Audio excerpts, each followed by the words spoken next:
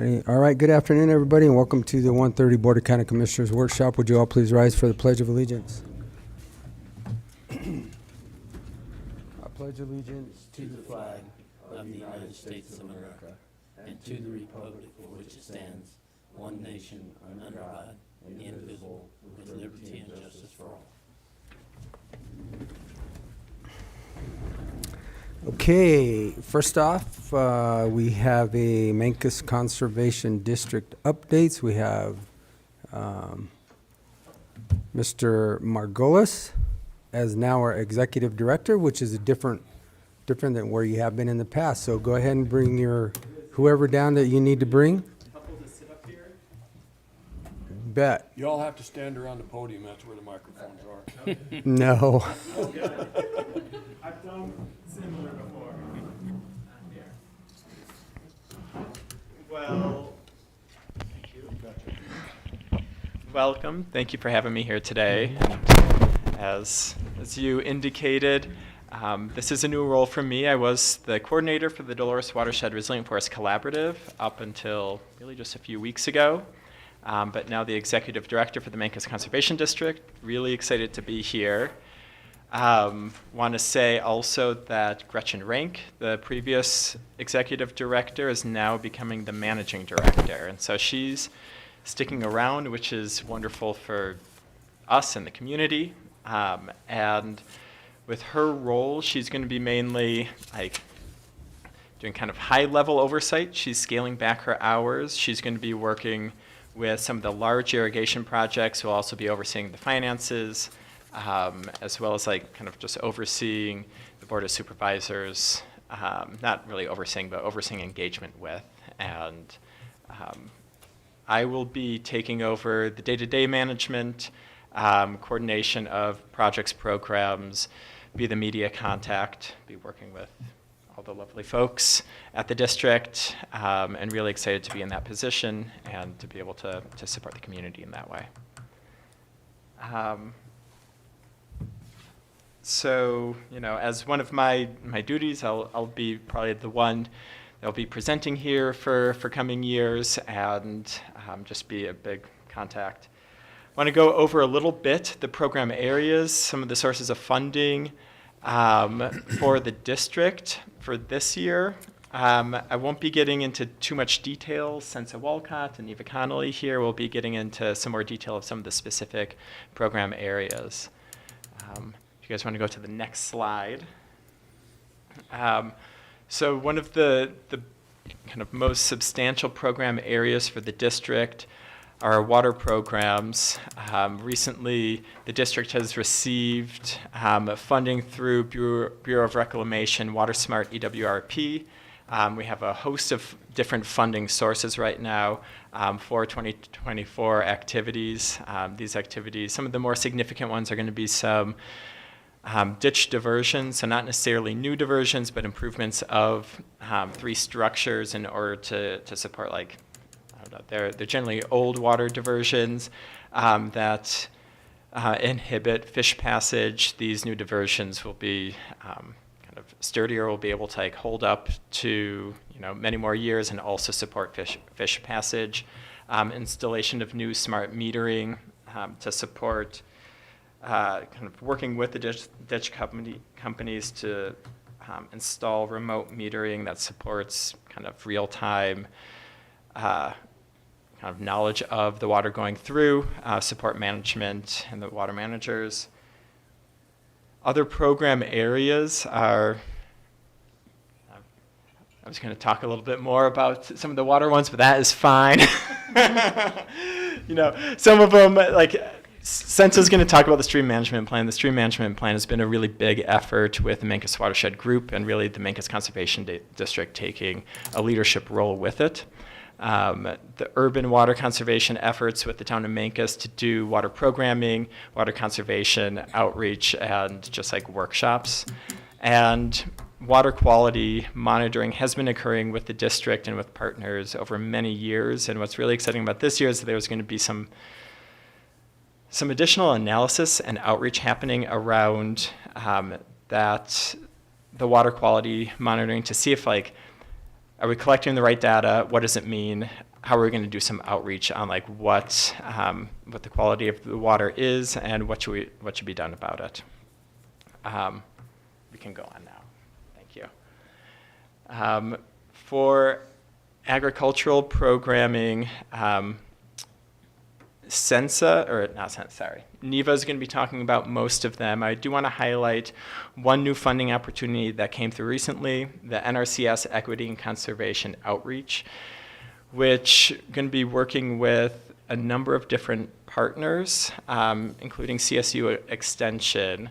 And the goal is to really enhance access to underserved communities around NRCS programs. And there's going to be probably a new staff hire with this program, and are excited to get it off the ground this year. For the forestry program, that's been relatively new. The Conservation District has been involved in some forestry efforts over the years, but really in 2023 started a program, hired a forestry program coordinator. This was jump-started through the Colorado Strategic Wildfire Action Program funding, through the Colorado DNR. Large partnership with a number of different entities, including Wildfire Adaptive Partnership, the Mountain Ute Tribe, the Conservation District, the Forest Service, State Forest Service, and going to be conducting thinning projects, and currently are conducting thinning projects on, it looks like, I can't remember exactly how many we had anticipated for this year, 150 acres anticipated for this year, but it's really going to be ramping up. There's been a lot of planning efforts, and that combined with the Bureau of Water Smart EWRP funding is going to be leading to quite a few acres thinned in the future, and ideally, when appropriate and possible, following up with prescribed fire. So we'll be through also Colorado State Forest Service fire, forest restoration and wildfire risk mitigation grant, the furworm grant, going to be hiring an additional forestry technician, which is excellent. As like we've been starting the program, it's clear that like, wow, when you like hire one forester, you're probably going to need like actually two of them to like really get all the work done for both outreach communication and then on the ground marking as well. We've been working with local foresters, forestry contractors as well, and yeah, see a lot of opportunity for reducing wildfire risk both to our communities but also to critical water infrastructure in the coming years. Also, yeah, for community programming, we have a few different funding sources, and I'd say community programming is a little bit like less like totally cohesive, but I want to like highlight there's a lot of like really just like excellent work happening within the district, working with the town of Mancos, with local producers, with other stakeholders. The district technician program has been ongoing for quite a few years, supports technical assistance to local landowners for agricultural and like irrigation activities. The river literacy program is supporting community education around watershed health, about just like simple like river ecology and the many uses and importance of the river. And the affordable housing project that's happening right next to our offices in Mancos is like coming to completion right now through a DOLA grant, and is really exciting, and looking forward to like getting some folks who are residents of the community, working really kind of within the agricultural and environmental sphere to be housed there. That's, you know, it in a nutshell, kind of the 2024 activities. Happy to answer any questions right now, or also like let Sensa and Neva present, and if you guys have any questions afterwards as well, kind of flexible. I actually have some questions for you before we even get to Neva, because you're you're kind of in a different district, right? Neva, you're, Well, I'm with Mancos Conservation District and High Desert Conservation District. so my first question is, obviously, two different districts. What's the size of the district? I mean, for the average population, how big is it? Like the physical area. Yeah, what's the physical area?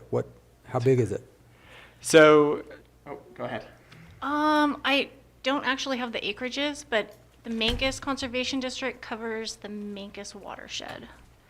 So where all the river water starts flowing into the Mancos Watershed is the Mancos District. And so anything on the other side for the county is the High Desert Conservation District. Okay.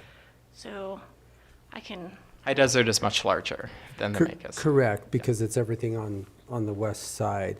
Okay, that was question one. Question two, as you showed on slide 2, the invasive phreatophyte program Yes. and the riparian area, what do you guys use as far as your riparian area, as far as distances? Do you use the same distances like the Forest Service uses? If you're cutting out all these phreatophytes in that riparian area, are you going that buffer up to the 60 feet or 70 feet once you cut these out of there? Or what do you, I guess my question is, what are you doing with those phreatophytes to keep that riparian area, the root system or whatever you're doing, solid so that we don't start washing out or eroding those areas? So that's a question. We are going to work with contractors to actually do the work, so we don't have specific plans yet as that grant funding just came to us. But the idea is we'll remove the invasive phreatophytes and repopulate with native cottonwoods and willows to help protect that stabilization and protect that bank area. So we But won't just aren't- be taking things out necessarily. They'll ensure that those natives come back and help protect the. So do you use the same classification as the Forest Service as far as footage? Do you go that, like the first, I think it's 25 feet, 50 feet, and then up to 75 feet? I mean, are they just going to be back with grasses, or are they going to be, because cottonwoods drink as much water or I don't know that off the top of my head, but they drink a lot of water also. right, yeah, So yeah. if we're conserving water, is putting back cottonwoods, is that really, We don't have operating procedures right now Okay. for that part of all right?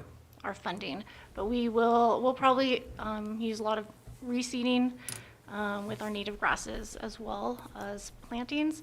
But yeah, we don't have the specifics that you're looking for. And when And we yeah, I get guess- them, we can share that information. I'm just going With by the your slides. I'm commissioners. just asking the questions Yep. that you guys presented. on no, the slides. that's a great So question. then my last question then, and I'll be quiet. So water smart, when I see that word, it always brings me back to demand management.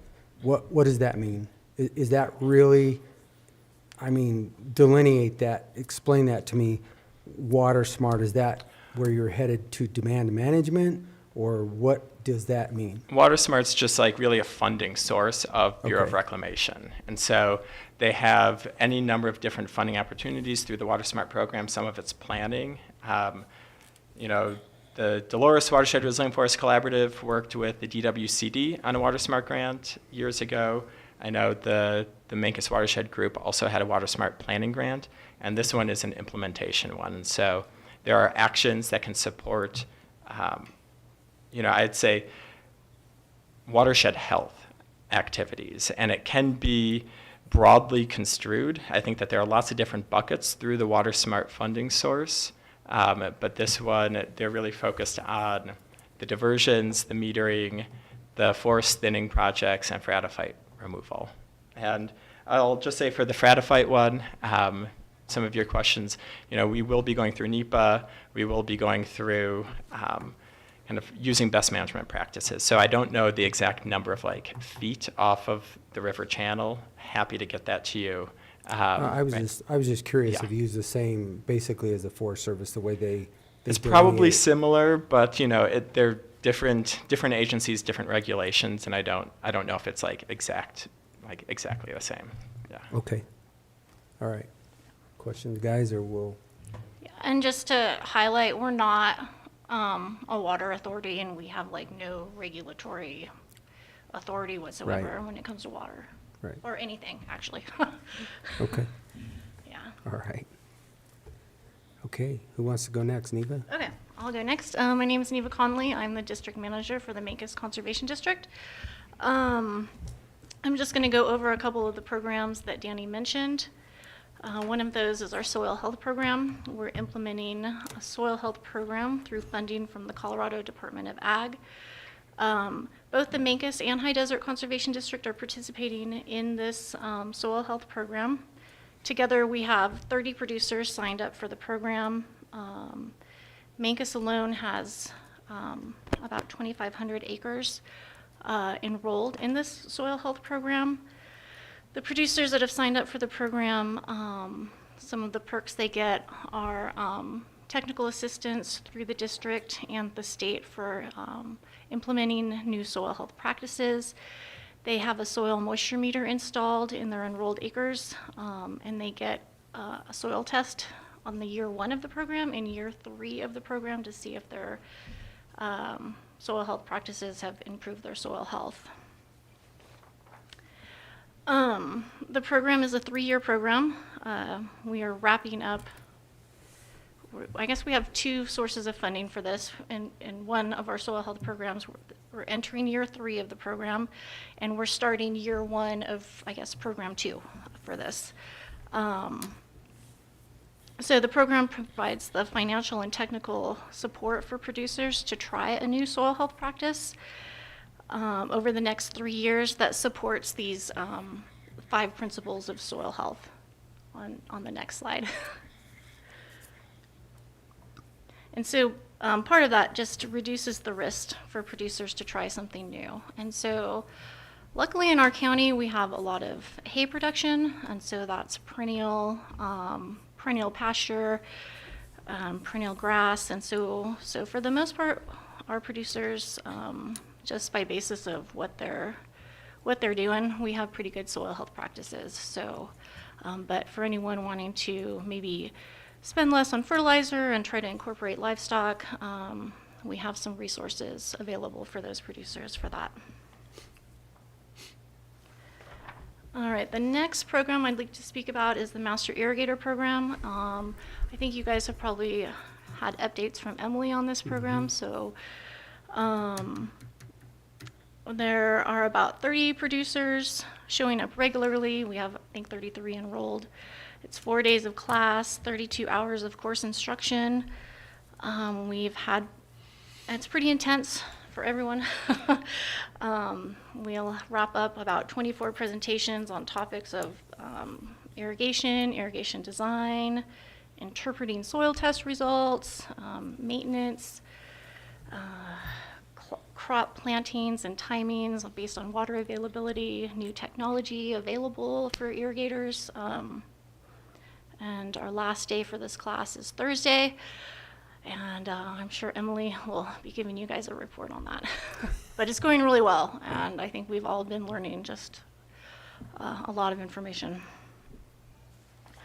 All right, the final. Are these larger scale operations? I mean, for Master Irrigator, are they?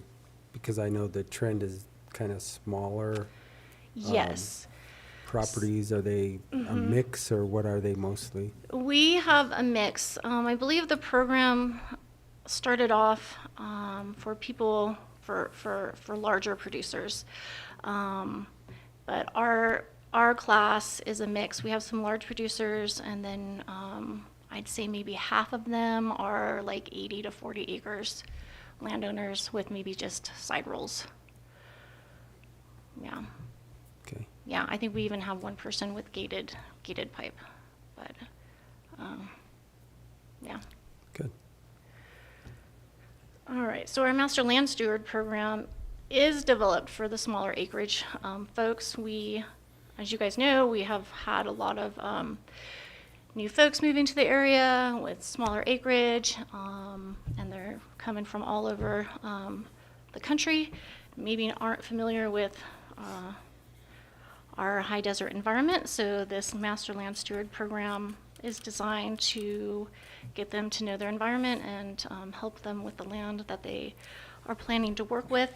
We have workshops throughout the year on soil health, pollinator plantings, reseeding. We've worked with the Noxious weed department on a couple workshops last year.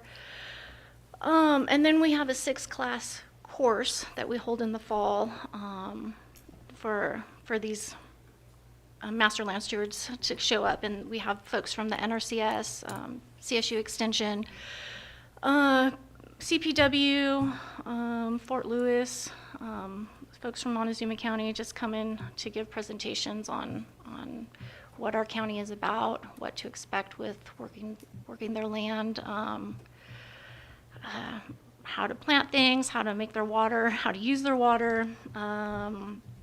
This last course, we did a site visit to each of the property owners that had signed up and took an initial soil test for them. And so that's kind of our master land steward program in 30 seconds. Good. Questions? No, Do you have a lot of people, looking at this? Because there's a lot there, specifically even just with the soil testing and knowing what they can and cannot do with their properties. Small scale. Right. Did you ask if we have a lot of people attend? Yeah.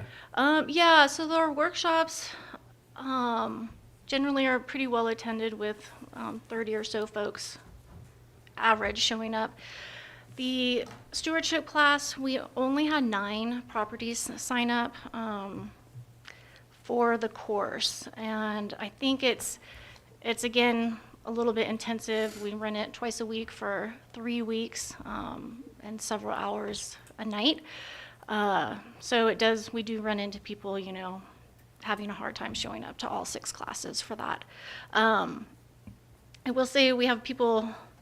We had the properties represented like 7,000 acres, which is kind of skewed from last year because we did have Dunton Hot Springs personnel come down for the class, and so they have like 6,000 acres. So, but I think it's a pretty good showing, and especially except for Dunton, everyone else that has signed up for the class were new residents to the county, and they all averaged about 40 to 160 acres that they were owned or managed.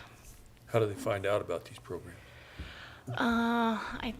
Getting the word out there is getting more difficult. It is, yeah. We use social media and post things at, the feed stores around town, but primarily social media. And we have a pretty big email list through High Desert to reach people.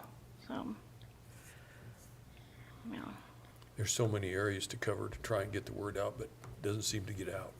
Right. Yeah. That's something I think all organizations are struggling with is getting the word out.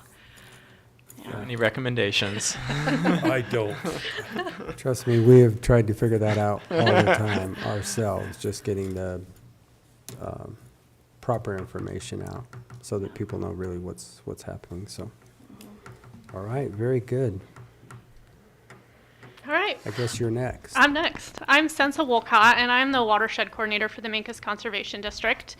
I joined the district about 2 years ago now, and I thought I would just give an overview. We're in the middle of creating the stream management plan, as Danny mentioned. So I thought I'd give an overview of kind of what a stream management plan and give you an update on where we're at. So you can actually go through this slide too. So a stream management plan is basically a data-driven assessment of river health that helps communities prioritize how they want to protect or enhance their water resources. Our goals are to have a plan that's action-oriented. We want a plan that has goals and projects at the end of this plan that can be implemented to actually do something on the ground. We don't want it to be a plan that just goes in a binder on a shelf. So we want to identify actions that can be taken.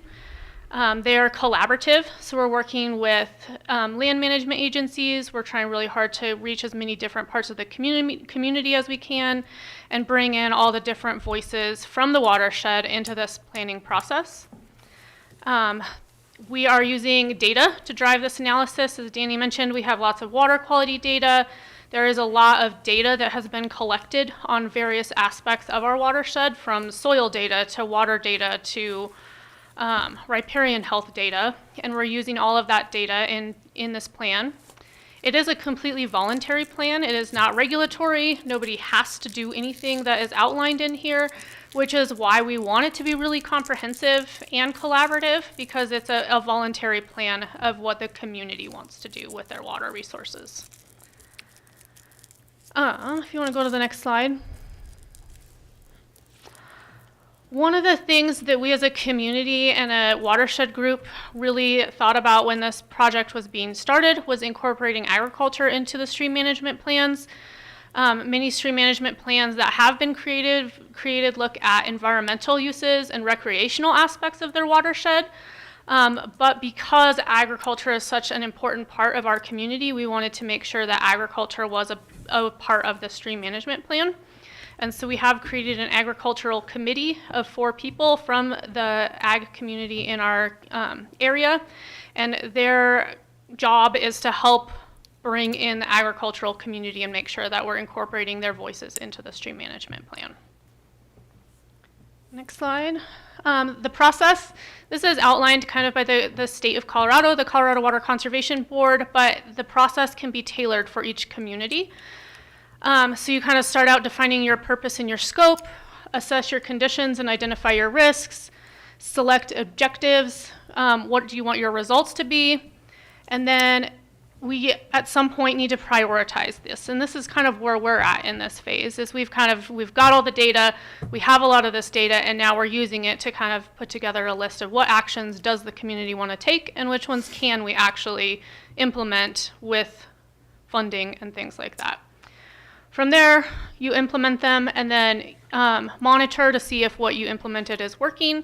And what I really like about this process is that it's circular. And so when we get these actions and we come up with these ideas and we do these projects, we have a chance to start over and be like, okay, it's working, let's continue. Or those things are not working, let's reassess. So it's not a plan that's like done and finished, but it helps the community continue to improve their water resources. This is just a map of the watershed. You can see it's a pretty big area, so we're undertaking quite a big task here. We're looking at the upper watershed is the Forest Service and the mountains. And then if you follow all the way down through the middle watershed, you have the agricultural areas. Lots of water is diverted. Lots of water is used for irrigation in that area. And then we're talking down through Mesa Verde National Park and the Ute Mountain Ute tribal land. And not only is it a big area, it's a very diverse area, so we're looking at incorporating potentially different management strategies depending on where you are in the watershed, because something that works in the forest is not necessarily going to work in the tribal land because the ecosystem is so different. Next slide. So why do we need a stream management plan? In 2015, the Colorado Water Plan came out. And in that plan, there was a goal that 80% of locally prioritized rivers would have a stream management plan by 2030. And so while it's not mandatory to have a stream management plan, the community really wanted to take this on and manage our resources better and be proactive at doing it kind of ahead of the game. So there are not a lot of stream management plans completed in the state, so we're kind of on the leading end of that. But the goal for these plans is to incorporate communities, agriculture, watersheds, and resiliency to climate change and things like that as well. Next slide. So the goals of the Mancos Watershed SMP process, we want to ensure the protection of existing water rights. We're looking at improving the understanding of our river and the hydrology, continue data collecting and analysis, continue outreach and engagement. And like I mentioned at the beginning, the ultimate goal is to create a list of actions that are prioritized and climate informed that can be taken to improve the watershed. And then we can use those actions to look for funding opportunities to make those happen. Some of the potential benefits that can come from a stream management plan, as I mentioned, the benefits and the plan are all really tailored by what the community members want. But some of the benefits could include water management strategies. It could include infrastructure upgrades like the diversions and the metering devices that we've been talking about, riparian restoration, education, which is something that has been mentioned at every single outreach event that we've done with the district. Education is one of the ones that keeps coming back as we need more education about water and water resources. There could be policy changes, monitoring, ecosystem services, and then recreation is also a part of this as well. So where are we right now? We are in the middle of creating a draft of the stream management plan, and this is just a draft outline showing kind of the complexity and the different sections that could potentially be included in this plan. This is not necessarily comprehensive, and it may change depending on what community members and team members want to integrate. But these are kind of the overarching things that could be in there. We'll go through a little bit of history, purpose, a river health assessment where we're looking at all that data, and then ultimately we want to come up with concerns and desired conditions and then a project implementation plan. So far, I think last year we held something like 16 outreach events to try to get people's input on this plan. And so these are kind of the focuses that have come out of the outreach so far. Agriculture, as I mentioned, obviously that is a big part of our community and our county, and so agriculture is one of the focuses. The river is also culturally important, so that is one of the bigger categories. Ecology and habitat, as I mentioned, education. Infrastructure improvements are also have been identified. People love the river for its recreational aspects. Yes, we don't boat the Mancos River.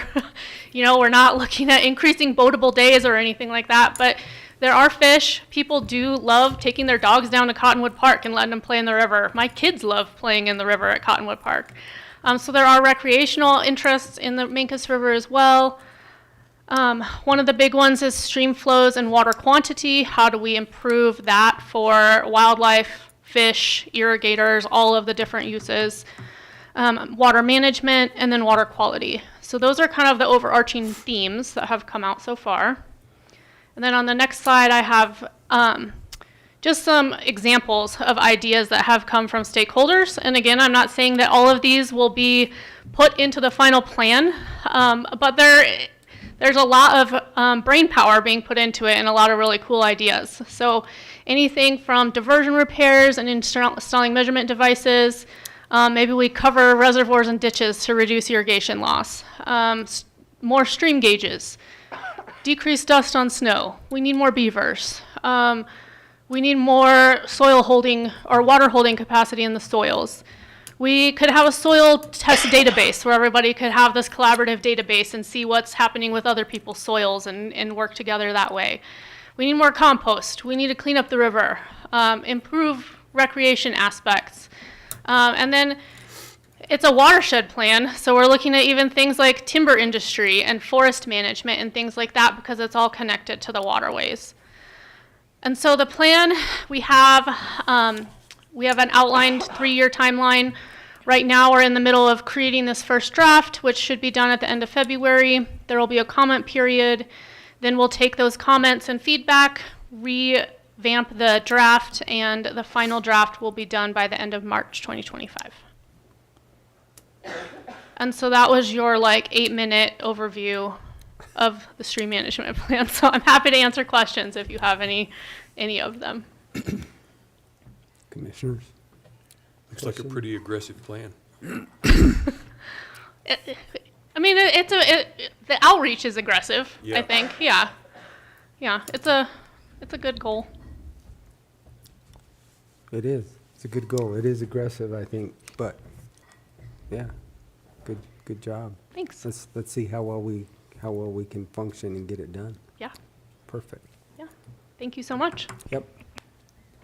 If there are any other questions, happy to answer them or appreciate the time. I don't have any at this time. Commissioners, do you have any? No. Okay. All right. All Thank you right. so much Okay. for having us. Thank you all. Congratulations on your new position. Thank and you. We'll see you in the future. Exactly. All right. Thank you. Thank you. All right, next up.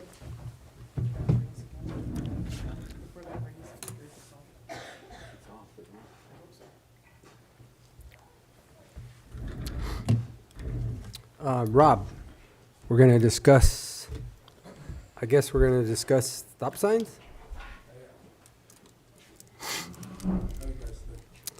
Great, how are you? Good. So last week I got an email requesting a idea of possibly putting in 2 additional stop signs on Road P and 25 intersection. This is an area that's north of, there's actually 2 of those intersections, and this is the north one. So in the letter that they wrote us, they apparently had an accident that weekend, and I don't know, you look at it and you say you got one was a drunk driver and one was speeding. Well, all the intersections get drunk drivers and speeders. So I thought, let's look at this intersection and see if there's even a conversation here. And quite frankly, there is a good conversation about it. So what I want to do this morning is discuss the letter and then kind of go over what I had to do last time we did this several years ago. And this doesn't come up very often. It's very rare that we get this request. And so the procedure last time was to do a 30-day public notice. And then they came in for public meetings with the board and discussed it, and it was voted down due to the public input. So I think it's a very fair way of doing it. When you look at it, if I just go put a stop sign up, there's a lot of people that don't want them too. So I think this is a good way to do it. So that's what I'm going to try and do here today. So the first page there, Travis, if you want to flip the screen, please. This is where the intersection is. This is a quarter of a mile north of the south one. So that go to the upper one. No, the upper one there. There you go, where the arrow points, right there. That is the intersection in question. So what's happening is northbound is colliding with the cars coming off of P Road going westbound. We don't have any traffic incidents where the southbound traffic is causing a problem. There is a slight grade going into the intersection. There's a slight little hill, but not enough to cause a lot of problems. There is good sight distance both ways. But on the next slide, you can see on the north end of that intersection from the center line to the border property boundary, there is that 30-foot easement that is clear. If you're looking south, there's only a 23-foot sight width from center line to a row of trees and a fence, a privacy fence. So if you're northbound, the westbound car is actually having to creep clear out into that live lane almost to be able to see south. And there lies the problem. So even if you're not drunk or speeding, you're still getting in trouble there at that intersection. The other one down south of that doesn't seem to be a problem. It's in that S curve, and there's a lot more of a variety of ways to avoid a collision. So then on the third sheet there, next sheet please, you can see on that, I'm trying to show is how many stop signs we have in that 8.5 miles from Highway 184 to the city limits. We have a stop sign at Road L going north to Road M and another one up at Road T. At that point, there's nothing in between, so you have 1, 2, 3, 4, 5, almost 6 miles of open road without a stop sign, which does lend to higher speeds, obviously. You're moving along pretty good clip, and there's nothing to slow you down till you get to Road M. Or if you're going from Road M north, you've got a long stretch before you get to the next stop sign at the old Lebanon School there at T. So there's a benefit to maybe putting one in to slow traffic down at that midpoint. Next sheet. The traffic incidents there, we can go back to 2018 with the State Patrol. Out of those 6 years, there's 3 incidents where there's 2 vehicles. One in 2020 was 2 vehicle accident, same thing, northbound versus westbound collision. And then 2 years later, in 22, another one, although the road was wet, but there was still 2 vehicles that did the same thing. It's always northbound hitting the westbound. And then the other day was the same thing. So there seems to be a pattern there that does develop into maybe there is a good reason to put a stop sign here, regardless of, the situation with the individual when he's driving. So there's some of the facts to it. We don't particularly like stop signs as the road department goes, but too bad for us. It does cause wear and tear on the roads. It does cause pushing of the asphalt. It does cause potholes and damage to do this, but we want a safe road too. So I'd take a kind of a neutral on these kind of things, let the public talk, let you guys look at it, you decide, but there's the facts of it. And today wouldn't be, or tomorrow's vote wouldn't be, do we do it or don't we do it? You can vote tomorrow not to install one if you so choose, but if you do want to move forward, we have to have a vote to move forward to a public meeting tomorrow. And then we go into the 30-day public notice and meetings in front of the board. And so just so you guys know, and Rob and I talked about this the other day, there's not a legal requirement for a public hearing. And I looked across the counties at how they do this. There are a lot of counties that do a public hearing before they put a stop sign in or alter an intersection. And so, probably makes a lot of sense to do it that way, to get some public input and get it out there.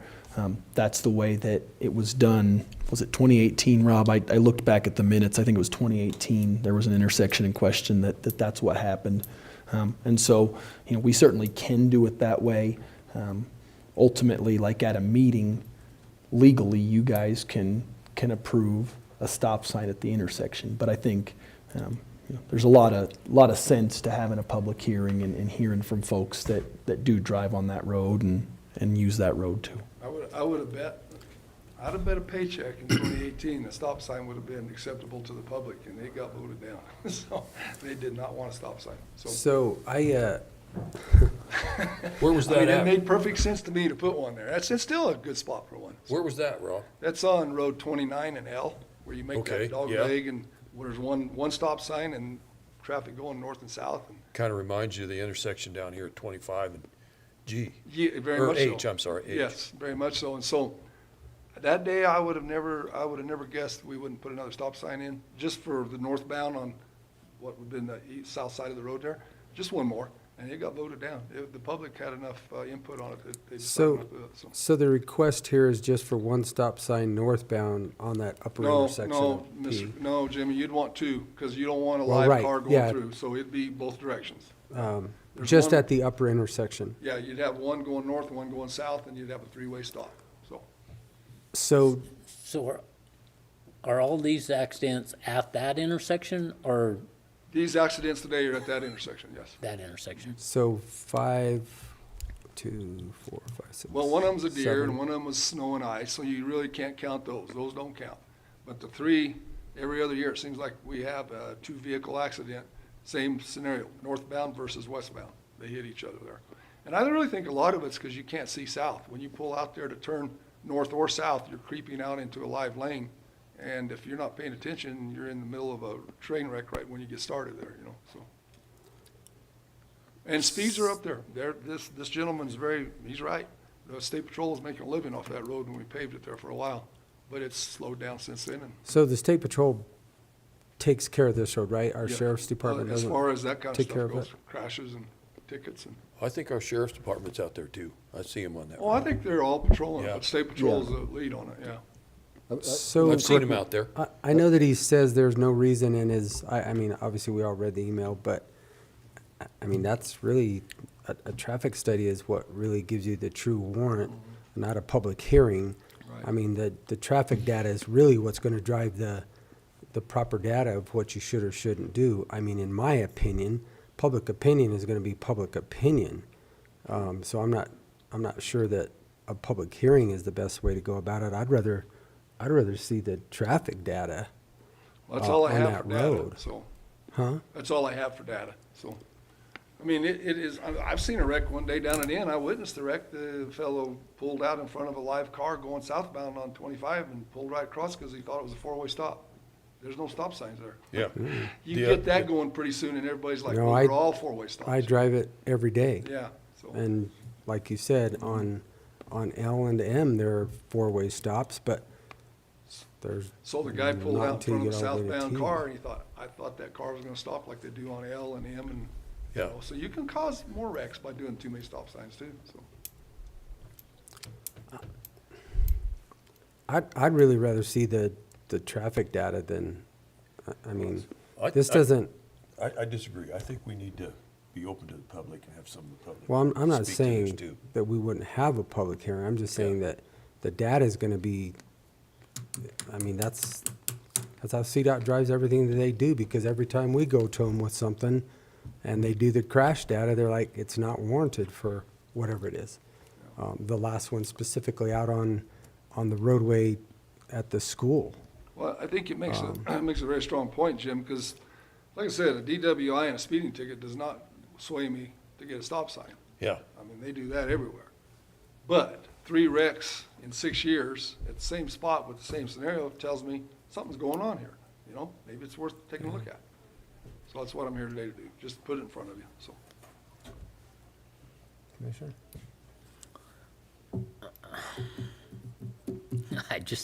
There's not that terrible much road coming across P Road to that 225 right there. I mean, there's not that much traffic coming across there. It's just hard for me to think that that's justification to stop everybody going up and down that road. Unless it's just you're wanting to slow them down. And I tell you something, I'm not against slowing them down there, because when they come down around that corner right there, that if they hang a tire over the edge of that deal, what I saw, I think that was last year, Especially if you're pulling a or train. maybe the year before. But Well, that's they on just the got southern. They come around that corner and they got their wheel off the edge of the pavement. When they jerked it back, they went right up across over the other side and down into the fence. So I don't know you're going to prevent all of them. I don't care what you do. You really don't. But it probably would have helped that person if they'd have been slowed down a little bit before they went around that corner down there. But that's not, I don't know. You know, Gerald, you get both sides. You get the side that Yeah. says it'll slow them down, or you get the side that says if you can't drive the speed limit, which is safe, whose fault is that? I know. You know? So it's a Exactly. struggle. You're Yeah. exactly right. Yeah. That's a 40-mile-an-hour road, And right? it's well posted. I went around and make sure we got pre-warning signs, that stop signs ahead on P. We got posted speeds. No, I- Actually reduced the speed through that S curve to get them through there, and then let them open back up to 40. But there's no such thing as 40 anymore. No. The 40 is the new 60, you know? So, And the better the roads are, the faster they drive. exactly. And we all know that. We need Yeah, some we potholes know back. that. We need to go put some of We're, our old potholes we're all back. guilty of that. So, anyway, today was just a discussion. That's why I love these meetings here. Tomorrow, you would vote to either put one in or continue on with more information or more public input. So, and that, if you do it that way, so. Or deny it. Don't want one. And have you received any other comments, letters, anything like that? No, I haven't, Kent. That hasn't been something that really pops up until recently, and this email got my attention simply because we do know the situation there, you know? Yeah. It is weird there, so. I got my ear bent by the guy that lives right there on the corner at the curve Yes, on 25. Lives right there. About them running through the fence down there because they go through his fence. yeah. On But the curve. there has been several there. Be interesting to see the amount that's there too, because I think most of those are just one vehicle deals. Do you have any traffic counts on there, Rob, right at that? Not current ones. I don't have any Could current you, ones. could you get, I mean, I know that you guys do a 7 or 14-day count. We do 7s or 14s. It's just right now, it's hard to get them because of the snow patterns. You know, Yeah. We don't want to tear up our tubes. Yeah. Yeah. But if we could catch a break there, I was gonna get one. But we have some old ones. Whenever when we paved it, we did some car counts just to get a general idea. And it's high. It's a busy road. You know, it's That's it's a what- main artery. So. Number 4 in the system at one time? Oh, I'm sure. I think it was. Yeah, it's a very busy road, and since we've improved it, it's very busy with Yeah, a I lot think, of I think off-traffic. 25, 26, they're all 29, are Yeah. all pretty high, 31. But I will look for you. Yeah, I'll see what we got. and then I'd I'll like try to see at least the data behind it. I mean, When we first paved it, the state patrol really patrolled it, and it slowed them down a lot. But since then, it's backed off, and they're getting pretty fast again. So. maybe we need to request that they go back out there, or even maybe our sheriff's department make a few meandering sweeps through there. But I don't know. I mean, that, I agree. How are But you the day gonna- they walk off to go do something that they really need to get done is when the Yeah. drunk driver comes through again. Yeah. So, you know. and when do you catch a drunk driver? They're I gonna felt be- sorry for the people. It is a bad situation, but they're everywhere, so. Yeah. How many, we don't have any on 29, do we? Other than M, N, M, Oh, yeah, you've got You got L, M. M, just M. Nancy. No, Nancy's a Nancy's straight not. through. No, Nancy's not. uh, We don't have an L. An L's got one. Just Mary, I guess. the next one after Just Mary. Mary is T, isn't it? There's nothing. 184. You go N to all the way to Yeah. 184. Yeah. Which thought is there- the I thought right there way was to one do a T. road like that. A through road should be a Correct. A through road is typically, Yeah. I mean, that, You don't want a lot of stop signs on them. That does tear them up. It does push the asphalt and causes damage, so. why did we put the one at M on 29 Road? Do you- You'd have to ask Gerald. That was his generation, somewhere back in them days. Slow you down. Yeah, we were just kids then, remember? Probably amount of wrecks. Well, did you remember, Gerald, the curve you were talking about on Road 25 used to be 290s, basically? Yeah, That was scary, you know? yeah. See how fast you could take those, so. So anyway, that's Okay. all I had today, just to give you something to debate about tomorrow, I guess, so. Well, if you could send what you at least I have will and find dig out up if some we more can get information some if I can. current And if we don't have data. it, I'll get some, first weather break we got, I'll grab some, Does it also show the speeds or it just gives us a traffic count? it shows speeds. So we can then compare speeds to then, because, Right. well, when did we 4 years ago, 5 years ago when we resurfaced It's been that? about 5 years now. 5 years? Yeah. That's it. And then after T Road, there are no other stop signs? No, it's 184. 184. Right.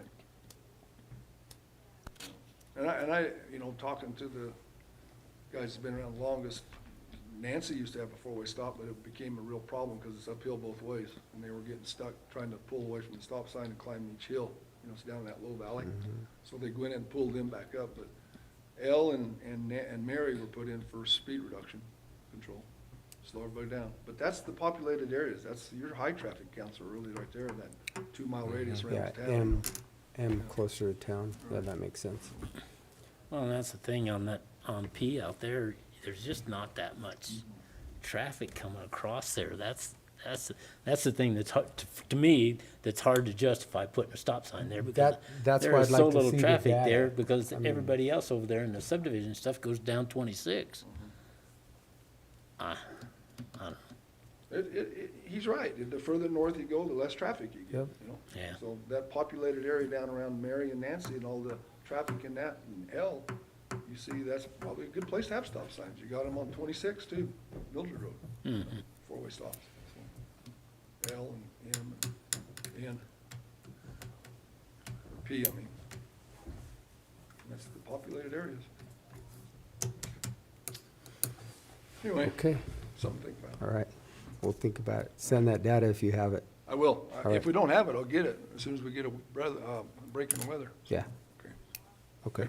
Thanks. Thanks, Rob. Mhm. Okay, next, we have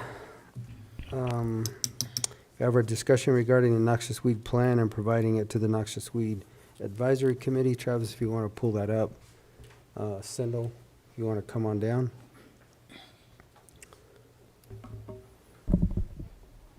So I'll let you start, Travis. So this is the work through to simplify the noxious weed plan.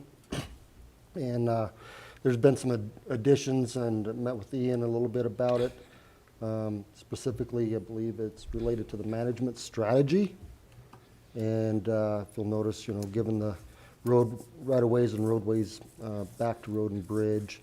But I think the biggest thing right now that we need to do is if the commissioners are good with this, then we need to forward it on to the advisory committee for input as well. So, Sendel, do you have anything else you want to add?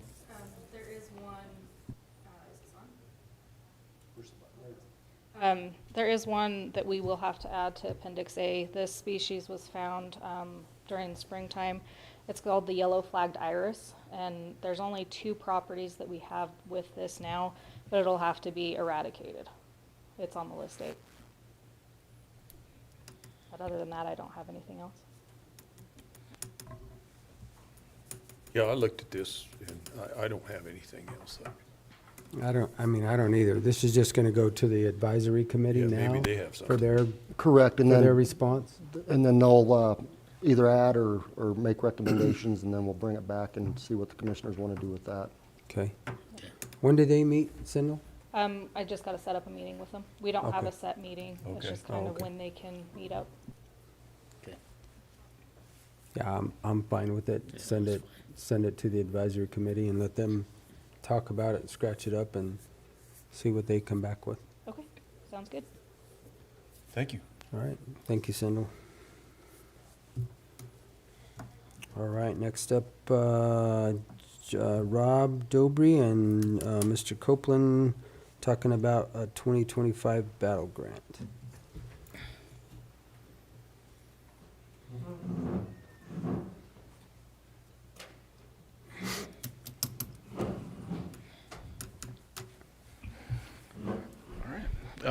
This grant is the Colorado Auto Theft Prevention Authority Battle Grant, and BATTLE stands for Beat Auto Theft Through Law Enforcement.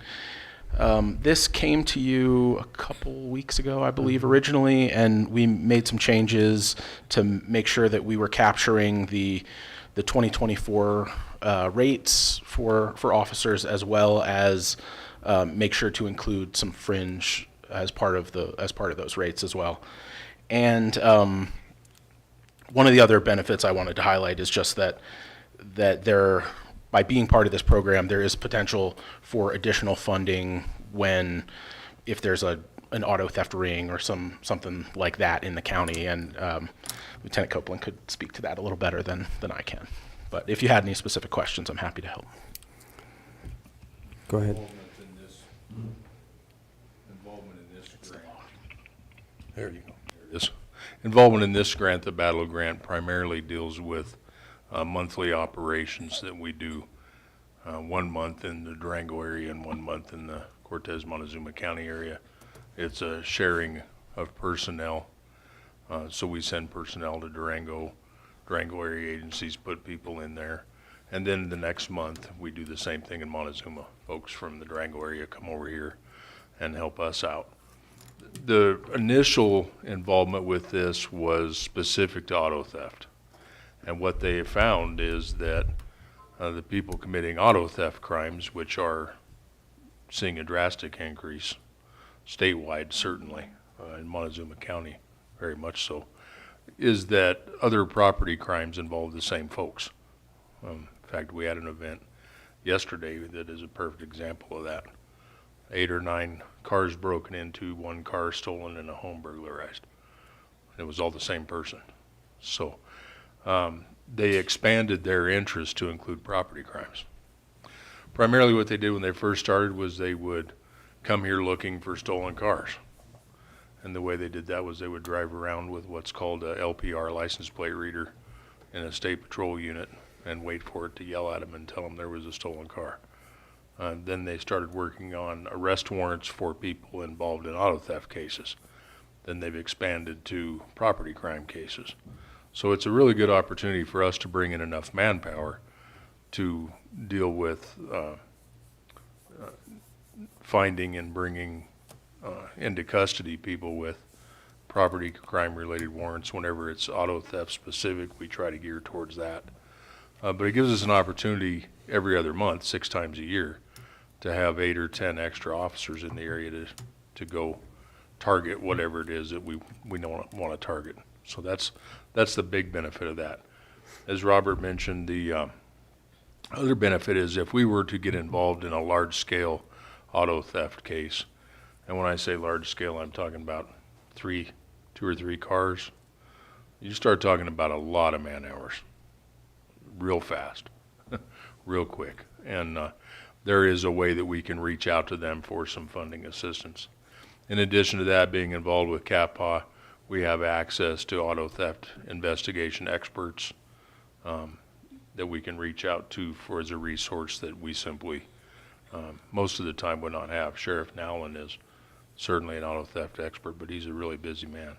And so we can reach out to State Patrol and some of those. So it's really just a cooperative thing. The way Battle works is they pay, it's geared to pay the overtime rate plus fringe benefits of the officers. It's a little difficult to anticipate at the grant writing time because you don't know what officers you're going to be sending. So I use the numbers for the highest paid detective, just to estimate the fringe benefits. And the other thing that we've recently learned is that we have to provide some justification that includes that they were actually working overtime. So in months when there's holidays, for example, it can be very difficult for us to figure out what it's going to ask for, what we're going to ask for in the reimbursement. And they want proof of payment, so that's something that we've been talking about. But really, it's just really good money to have somebody in with this, and there's really no cost. I mean, if the wages are paid, and you're locally every 6 months, you're adding an additional 6 to 10 officers to help you do your impacts. I mean, we don't have that opportunity to do that most of the time. So every other month, you said? Yeah. so Every other if you month go is here, yes. Back and forth. Yeah, and then that's part of the grant, that we have to agree that we're going to go to other places. There's also some training that we can do that they'll pay for. If we decide to send officers, for example, up to Grand Junction when they're doing one of their big operations, we can send people up there on a training and they'll pay for that, those expenses, those related expenses, so we can go have somebody get exposed to the way they run their operations. They've been doing it a little longer than La Plata County has, and they've certainly doing it longer than Montezuma County has. So I have a question for you, Rob, because where it says, obviously in kind, because we do have an in kind, or does that even matter? I know that there's no county match for the grant, but in kind, because still out of our regular budget is coming vehicle, fuel, so on and so forth. Does that even matter to them that it's in kind? They Because don't. that is an in kind. It's not something that they track. They're not tracking like the mileage to drive to Durango for this grant. We're using the 30% rate for Right. the fringe reimbursement, Yeah. which, because it's tied to overtime, that really it'll cover your mileage. It'll cover the other pieces as part of that. That's basically like what we're doing as part of this is setting the overtime rates that we're going to use for this grant process, and we'll try to recoup a piece of that as part of those rates. And so that you understand, when we do go to Durango, say we were sending 4 officers, which we typically wouldn't, but we'll just use that as a number. We wouldn't send 4 units. When we're in La Plata County, we're using their units because they're marked appropriately. And when they come to Montezuma County, they're using our units. They're riding with our officers. Correct. Now, the exception there would be State Patrol. When there's State Patrol people involved, they bring their units. They either have marked cars or unmarked. Most of the State Patrol guys in CATPA have unmarked units. So the mileage to Durango would just be to Durango and back. It's not a really a large expense. In other words, they're not getting into La Plata County and driving our cars all over La Plata County. That's not the way it works. And when we provide the intel analyst, she typically just stays here. It's radio work, cell phone work, research from her desk. So that's really just assigning a person to be available to handle that kind of stuff. She'd be running plates, be running driver's licenses, criminal histories. Basically from a computer. Yeah. Inside Yeah. an office and a computer. Yeah, typically right there at her desk. Okay. Yeah, Question? I was at a birthday party this weekend, and of all things, we were talking about some guys that had their vehicles stolen. And for a conversation like that to come up at a birthday party from 2 different sources was kind of unusual. And I've been noticing, on social media that we're seeing a lot more thefts. It's huge. And some of it's from people just not paying attention. I mean, leaving things unlocked, leaving keys in cars. If we can get that stopped, we'll cut it in half. Yeah. But still, I mean, it's on the uprise, so. I've been in this business 30 years, and I've never seen this level of auto thefts. Yeah, I haven't heard it as much before. And it's the same everywhere you go.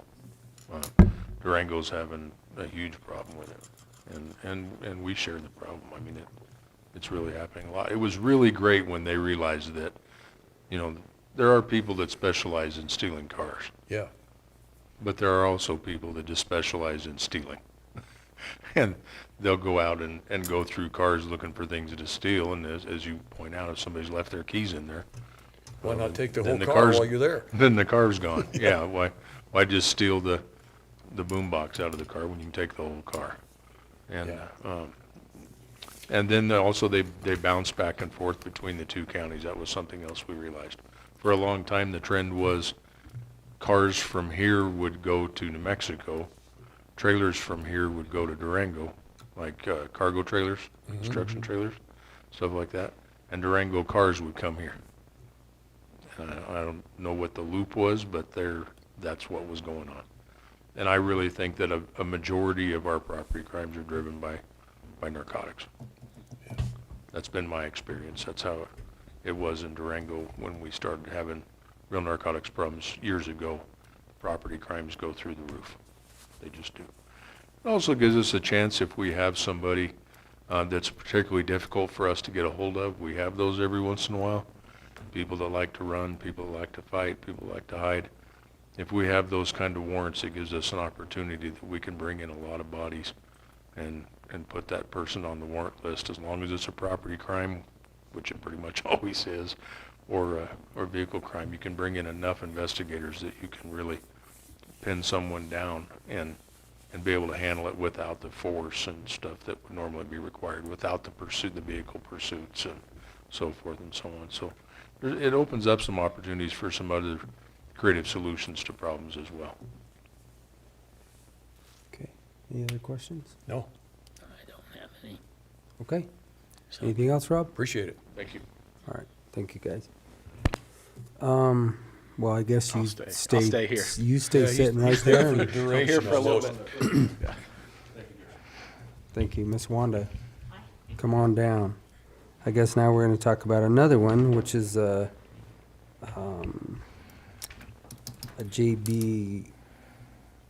JBC grant? What did you JAG call it? grant. JAG grant, JAG. And this one is for tasers, This a one's for- lot of tasers. This one is for tasers, replacement of tasers for the entire department. And I'll let Wanda take over. Okay, we're requesting replacement tasers through this grant in the amount of $307,087, and that would encompass detentions and patrol, everyone in the sheriff's office. Our current tasers are X2 models. A lot of them have glitches, and they're not able to fix them, and they're working on phasing them out. So once they're phased out, we can't get batteries, we can't get them fixed, we can't, once they're gone, they've lost their life, they're gone. Unsupported. Huh? Unsupported. It's That's unsupported, the yeah. computer So they're guys. like a computer, yeah. Yeah, it's just like the same- computer Just guys, like the yeah. computer guy. Unsupported. So, rather than wait until we have an issue, we were trying to be proactive and see if we couldn't get them replaced now with the newer TASER 10 technology. Are these things even available? I mean, because we always get hit with that too. It's like, you put in orders and then nothing is even. They're available. I have the quote from the company. Okay. We've already gotten them several months ago and had Garrett Talley is our TASER instructor, did a demo on them to show us what they would do and how they would handle. They have a lot further distance, so it's a lot safer for our deputies. They don't have to get as close. And they found that it does help give them more time before they have to use the weapons if they pull the tasers out. They also do multiple Discharges. probes at a time. Yeah. So you could actually take care of two people, with two people at one time, and not have to reload your cartridges in there. So, they also work with our Axon body cameras. That's why we did a sole source on these, because they record through your body camera. And Okay. then everything just goes into the dock and it's automatically downloaded. So I noticed on here too that it said that the 5 years was with the software. Is that, so basically in 5 years, these will be probably, what did the computer guys tell us? Basically 3 to 5 obsolete, years obsolescence. obsolete in 5 Ours- years? The X2s have lasted longer than that. Usually on these, you get longer than 5 years. They do the 5-year option, and if we use cartridges, they replace them. This covers the instruction, it covers the software upgrades for 5 years. And after that, then you have to look at possibly software solutions, or, like you said, maybe redoing or upgrading to another model. But the X2s, how old are the X2s, Jeff? Yeah, they're old. Okay. And Questions? That was one of the things I just wanted to highlight is that the $307,000 asking for the grant it's not just the capital purchase of the tasers, it's all encompassed. So there wouldn't be, for that 5 years, there wouldn't be any additional, Right. No, additional Is there charge. that. training in there? Training, Training's integration in with there, the software, The all of software, it. everything was included in that. It All of is. the cartridges Portion. for training, because we have to recertify with them. Right. That's all included in this. And if the deputies do deploy a cartridge, they replace it, that's included as well. Okay. Now let me muddy the waters, just a question. I mean, I'm hearing a lot of stuff about Byrne anymore. About what? Byrne, the new non-lethal weapon that's out there that shoots, it's more of a, what would you call it, like a paintball full of tear gas, bear spray, whatever they mix in with it? Sting balls? Yeah, Yeah, there's available on the civilian market. yeah, You're hearing a lot about them because they advertise them on AM radio. everywhere, yeah. And it's sort of the civilian version of a less than lethal firearm. Yeah. I don't think one could be deployed indoors. I think you could. The Yeah. idea behind them is that the projectile moves with enough velocity that it impacts Yeah, fairly hard and it hurts, and then also that it deploys gas. The gas. Yeah. Part of the problem with gas for law enforcement, and Travis can talk about this, is it gets everybody, yeah, you know? oh, yeah. And so that's, we tried over the years, in my years in law enforcement, to use gas and different things that shoot pepper balls and pepper, sticky stuff that looks like glue. But the problem is then what do you do, you know? Yeah. It gets everybody that comes, and that's, I was not a fan of the tasers. Again, I've been in this business 30+ years, I wasn't a fan. But the new stuff, it does what it's supposed to do. I mean, they really work. And so, yeah, it's made me a fan of it. Does that answer your question about that, brother? Oh, yeah. I I mean, think they're called Byrnes or yeah, something. BYRNA, Yes, yeah. yeah. That's a civilian, you could theoretically use it in law enforcement, but that's a civilian version of a less than lethal weapon. I'd hate for you guys to be carrying 3 or 4 weapons all the time. Yeah, well, I mean, my waist is big enough, I can, but I can't. I have to wear suspenders. A lot of weight. Carrying, I mean, that's a, it is. I mean, you start adding that much weight, that's Well, a, and you're finding that deputies have a lot of back problems. Yeah. Because their duty belt is so heavy, and it's always resting on their hips and stuff, and so a lot of our deputies actually wear a belt with suspended, it holds them up. Oh, so I don't it's not blame, so- yes. It's not so hard on their backs. okay, Yeah, thank you. thank you. Thank you. Okay, Mr. Dobry, you stay seated. Miss Morris, if you would like to come on down.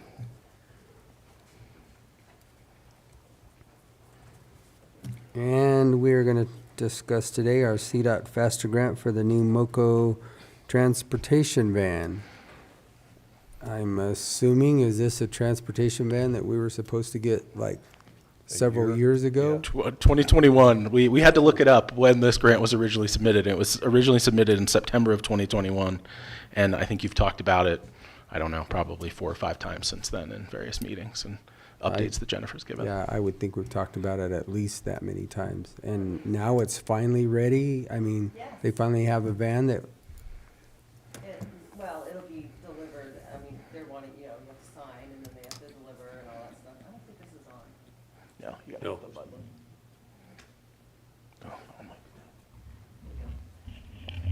Oh, my.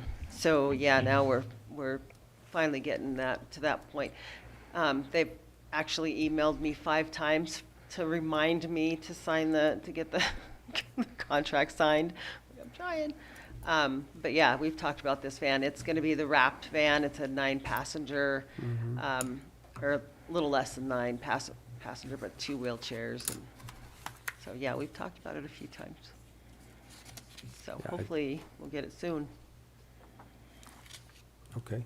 I mean, I don't have any We've talked questions. about We've- this a lot. We've Yeah, talked bec- about this so much, we've probably forgotten about it because we haven't been able to get it at all. Well, and the price went up quite a yeah. bit. So, yeah, because they had to renegotiate the contracts with Ford, or Ford backed out or something happened, and because they were getting the parts were too expensive and they couldn't get them. So, yeah, they went up 20,000. And this is all grant money too, right? There's no There's the 20,341 is the matching Which is the funds, local? And which is that'll local, come out and of the that's bus fund. budgeted, We've got yeah, in that. the bus fund. Okay. Questions, gentlemen? No. Okay. All right. All right, very good. Thank Do you, you want me Jennifer. tomorrow? Okay. No need. No need. I'll You've been send here you enough the, on this one. I think we've yeah, okay. cussed I'll and send you discussed the this one. DocuSign document. Thank Okay. you. All right, Mr. Dobry, you All stay right. seated, and we're going to talk about a letter of support for a local planning capacity grant. Yeah, this is the last thing that I have. The city of Cortez reached out asking for a letter of support for a local planning capacity grant that they're applying for. The grant would provide some additional, well, an independent contractor, but additional staffing for their planning department to help, particularly around housing.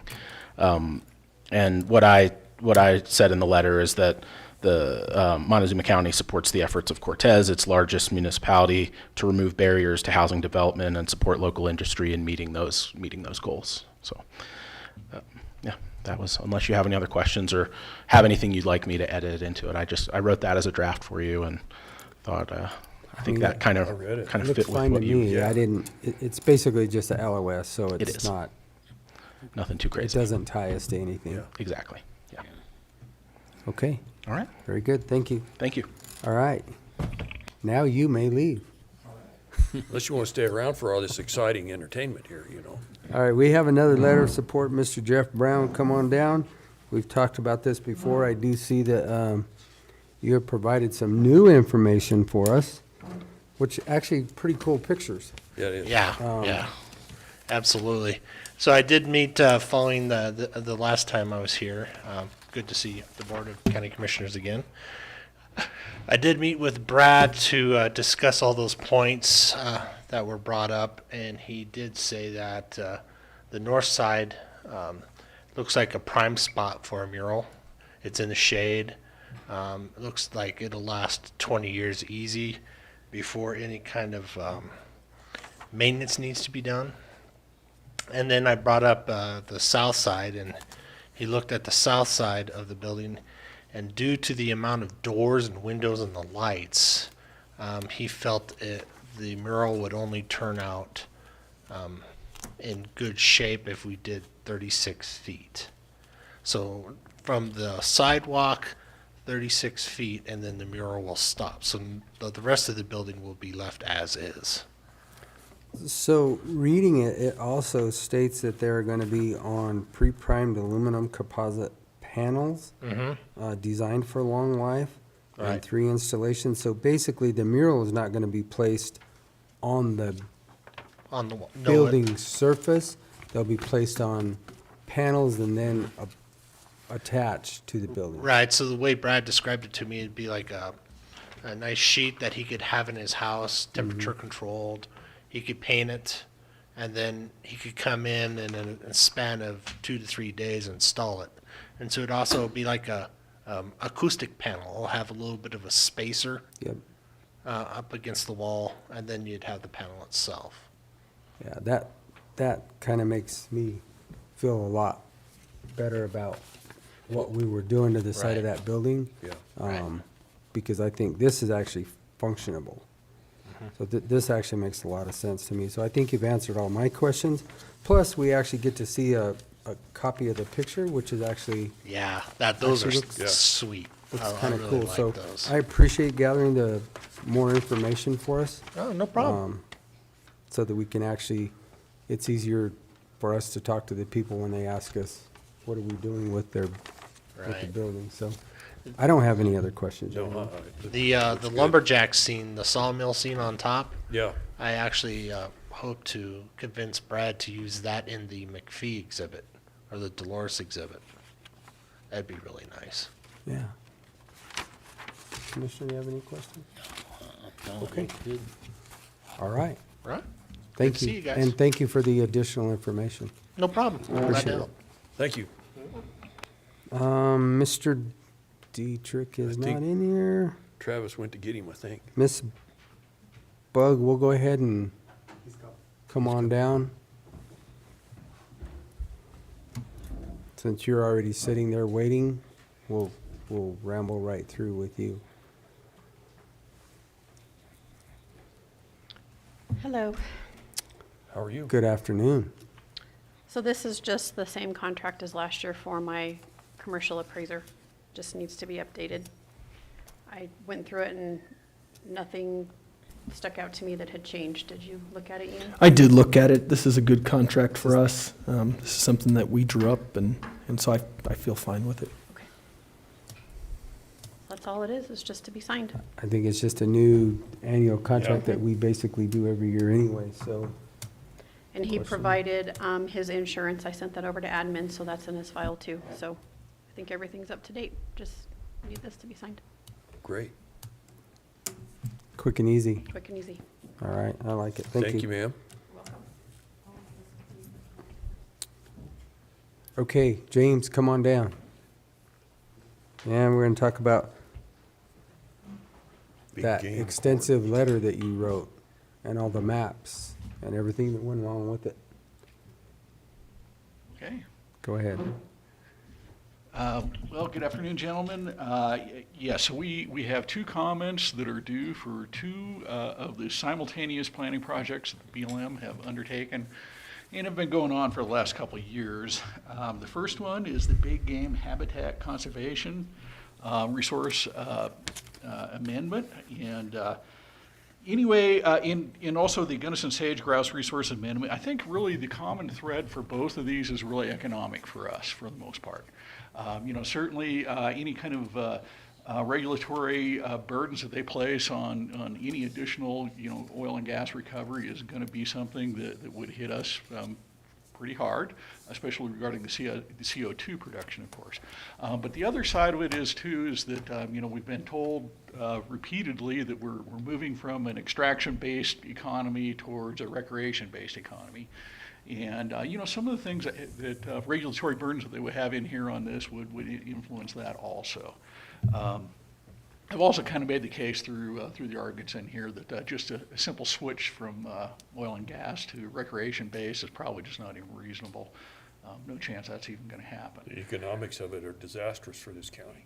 It would take more recreation than any of us could deal with to make up for oil and gas. There's just no way that's going to pencil out. Right. So it's a part of our portfolio, but it is not the not the lion's share of it currently.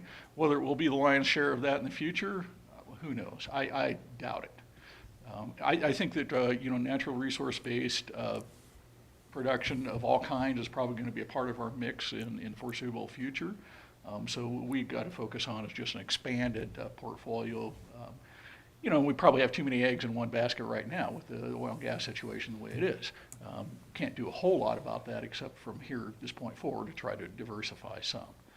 So, but that is kind of the heart of what I was getting at with these comments is really what the impact is going to be on the oil and gas production, CO2 in particular. And Dolores County's got the same issues up there, the same comments. We've been coordinating back and forth, so Commissioner Garcher has shared with me all their comments, and I've shared all of our comments with him also. Okay, I looked it over. Thank you, pretty well put together with a lot of thought and a lot of maps, which really help me as a visual person. I really like that. I don't have any questions or anything to add, gentlemen.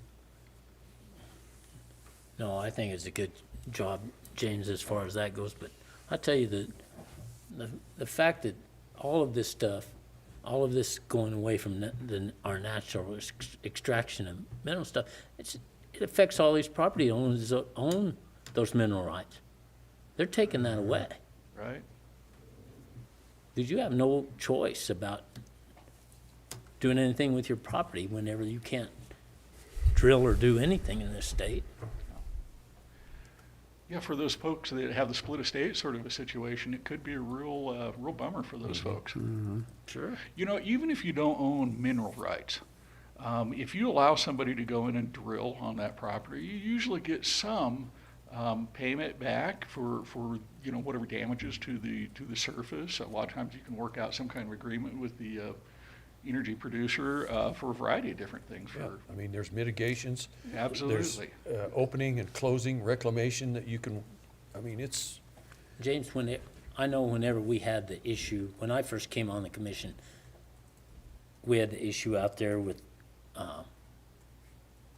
Oliver's, and they were offering to pay him $20,000 for the surface rights. He didn't own the minerals. The federal government owned the minerals below the land. He owned the surface rights. Yeah.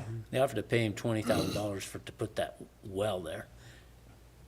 The BLM was actually trying to restrict him because there was Indian runs on that partial. But that's a surface right. And we had to go to battle for him to get, but they were going to stop it. They were going to stop him from getting that $20,000 for them to put that pad on his property. He was getting nothing from the minerals, but just the physical location of that on his place was he was getting $20,000 for it. And the BLM was trying to stop him from putting it on there because there was cultural sites on that, which is a surface right. And we had to go to battle.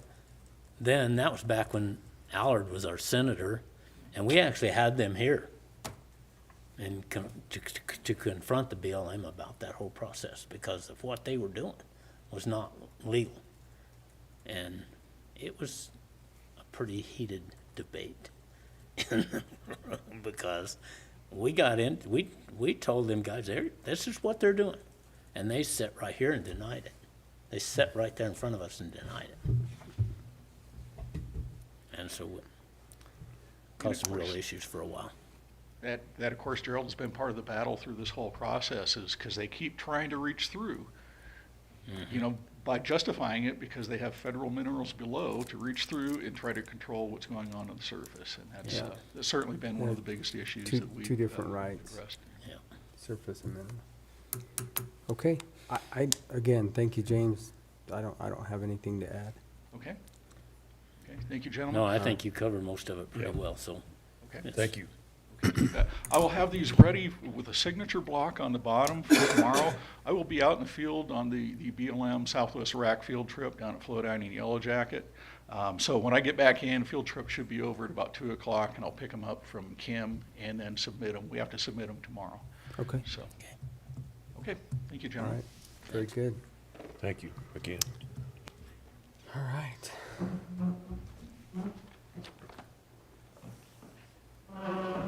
Okay, next we have two items. One is a discussion, well, they're both on the PSST. One is for the rate assignments and one is for the reduction of levies. So I'll start with the reduction of levies first, Ian. I'll let you kind of kick this one off with. Yep. So when doing research on reducing the levies and thinking about how we were conceiving of doing it in terms of putting it on the ballot as a ballot question, if the PSST passes, then the levies will be reduced.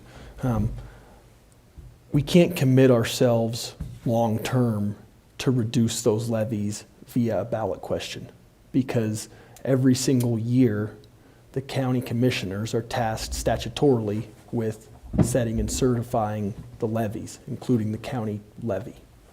And so if we do it via a ballot question, it in essence boxes us in to not be able to fulfill our statutory duties in the years that follow.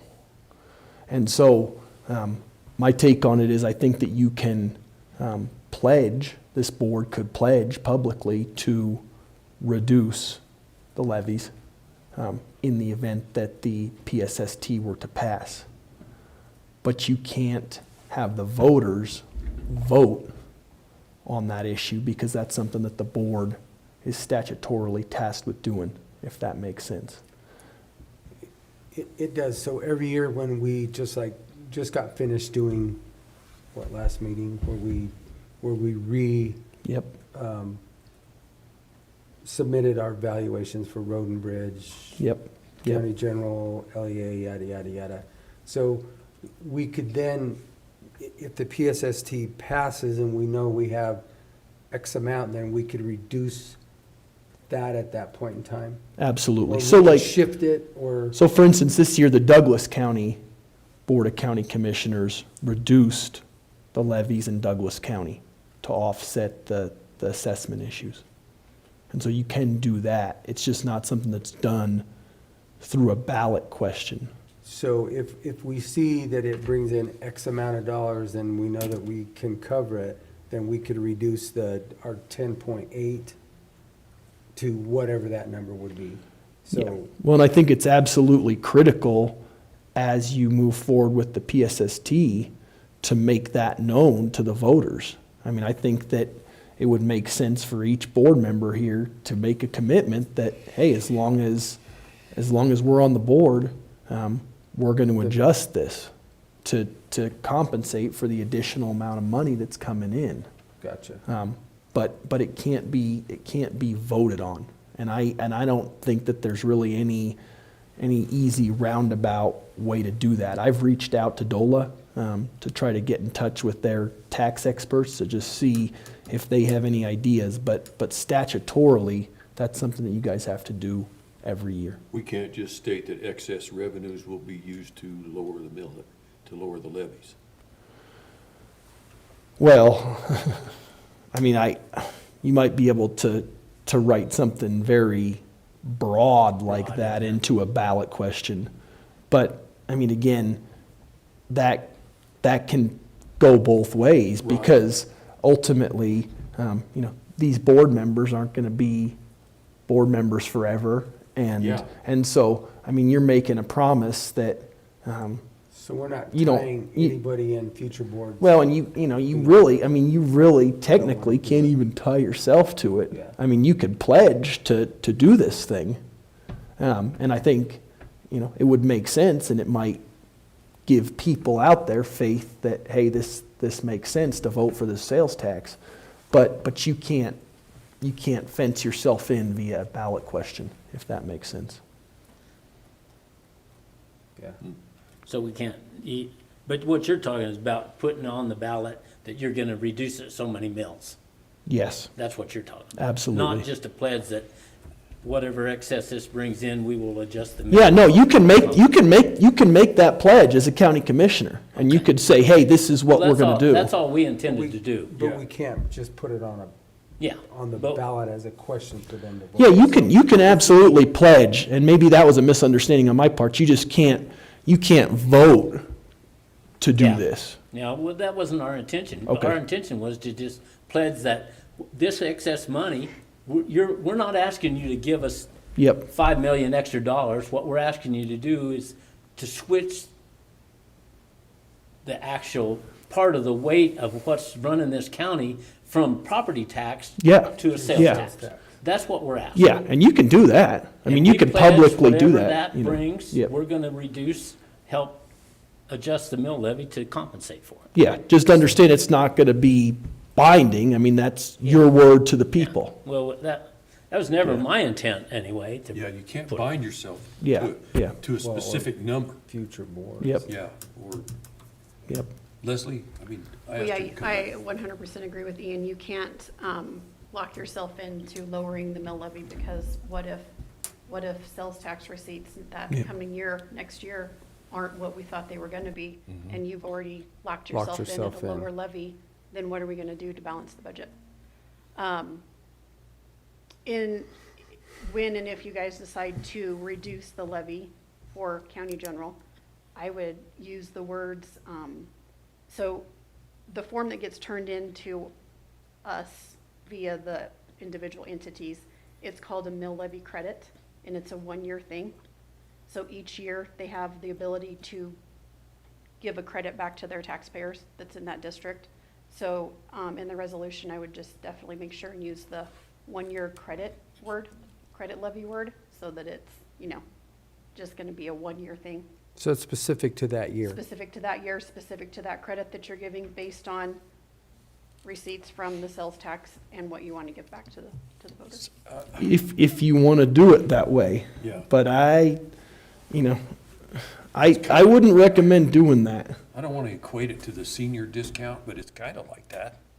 You don't know from year to year if your senior discount's gonna apply or not. Yeah, the senior discount applies if the state is funding it. Right, I mean, the whole time I've been here, it's only happened one time that it wasn't funded, yeah. but it can happen. But you never know. Yeah. I mean, I think what you- I think I want to got you. make it It's a- pretty simple, is that, like you said, we can make that pledge, and once we actually know what the actual real dollar value is, then we can say, okay, now we're gonna give, And chances are good it'll be a different amount every year. yeah, it probably If will be at a all. different amount. Exactly. If at all. Every year. Right. Because who knows what, Well, and you guys have to decide as a board or as an individual commissioner what you're going to pledge to do. I mean, exactly how you're going to do it. okay. But That makes sense. So I think it makes sense. approximately, like on the general fund, how much does each mill actually bring in? Can you, So I did a little bit of math, and 1 mil is $1 to every $1,000 assessed value. So I just took our total value that we have for this year, what county general is bringing in, which is $7,814,535, and I reduced it by 1 mil, which would make the mill 9.838, and that was a total reduction of tax by that would make county general $7,093,504. If you take that and just multiply it or divide it back into the amount of accounts we have, I mean, this is pretty wide on the estimate. That would only save each individual tax account $32 a year. 1 mil. 1 mil. But that's a reduction to county general of $721,000. Yeah. So it's a pretty large decrease, but not a lot of savings. And obviously, Per that's gonna individual. be, it's gonna be on an individual basis. If your value's more, it's gonna be a bigger savings. But, you know, I mean, if you just take, you know, apples to apples right now, 'cause Right. that's all, you know, I have the numbers to do, is I just took it, and we have close to 22,209 accounts, and I just divided that number back into those accounts, and it came up to $32.50. but total for the whole county is 721,000. Yeah, that would make, so it would take, for this year, for instance, our revenue off of taxes is 7.8 million. It would drop it to 7,093,000. 800,000, well, 721,000. Yeah. And I was kind of going off of the original idea of the LEA situation. I was kind of trying to figure out what that, you know, an idea of what that was going to take over if we were to get rid of the LEA.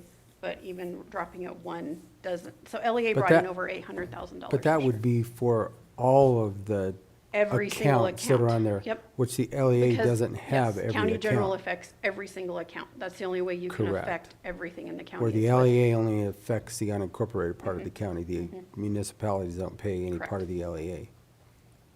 So it would be doing nothing for them. Okay. I think I understand that. Starting to come through the cloud. A lot of clouds out there. And it's hard. I mean, when you look at it, you think it's gonna be a bigger savings than it is. When you actually put the paper and pen to it, it's not tons. I mean, anything is better than nothing, right? But And it it's- just does depend on the individual account. Well, it It's does going- shift it, though. It does shift it from the property owners, like Commissioner Copeland said. It's like, the property owners are paying for everything, and the, My whole intent is to shift it from the Passerbyers- property owners to the sales tax, Yes. to run part of this county, because these property owners have been footing the bill the whole time. All the For time. everybody. And And it's time to change it, I agree. But, So- but just like that deal, even though if you take that much money, because if we switch this over and that tax actually brings in, what did you figure out at 1.4? It was 700, Like, yeah, 6.9, right around 7 million. yeah. So we're short $1 million. So that's $6 million, basically, that's coming out of the general fund. And we're taking $1 million out of reserves. Yes, right now, yeah. So if that sales tax brings in that much, we have $6 million that we've been putting into the jail between the LEA and the general fund. Then I that- think what Ian is saying, at every year in January, when we adjust that mill, then we can adjust that mill to. Well, that's to what I'm it getting is. at. The But- mill would then, But instead we're of being basically, We're not here to make money. We're here- 10.8, it would be adjusted to, it could be 7.8. I mean, we just have to see what that generates. So I think we all agree, then it shifts it from the property owners to the sales tax. well, because if you're talking about shifting that much off of the property owners, you're talking about $6 or $7 million off the property owners, even though a million of it is what we're short, or $1.2 million, or whatever it come Yeah. out to. Well, it'd be almost then- 2 million, because we still have to, Yeah, so even if it was $5 million, you take $5 million out of that, off the mills of the general fund, that's a lot of money. Even to each individual, you take, instead of reducing it 1 mil, you're talking about reducing it 5 mils or so. All of a sudden, it's $150, $200 off of every property owner. Yeah. You see what I'm saying? Because we're gonna have that much money extra with that sales tax. And I understand people out there, they're not gonna give us $5 or $6 million to just put into county government. No.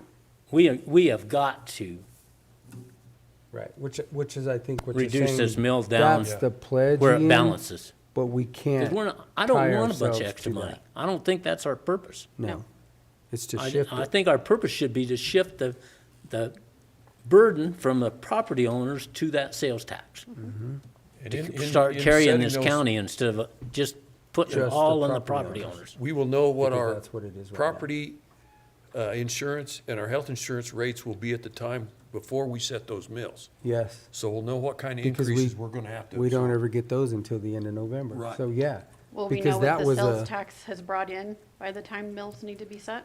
How is that reported to us? It'll be real Our close. sales tax reported monthly? Yep.